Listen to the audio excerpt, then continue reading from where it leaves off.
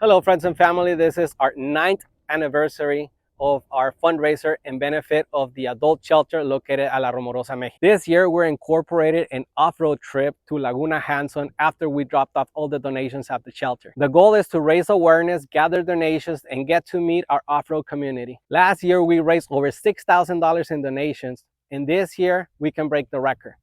100% of your donations will go directly to the abuelitos of the shelter. We will be departing to the shelter at 6 in the morning, December 4th.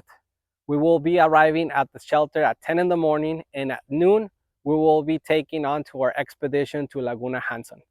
During our stay at the Laguna, we will be having a raffle of off-road accessories. And remember, all proceeds will go directly to the shelter. If you like sightseeing, enjoy nature, and contribute to a noble cause, this experience is for you. If you'd like to participate in this experience, please contact me. Or if you'd like to send a donation, please access the link below and hit the donate button. Thank you for your generosity. I look forward to hear from you.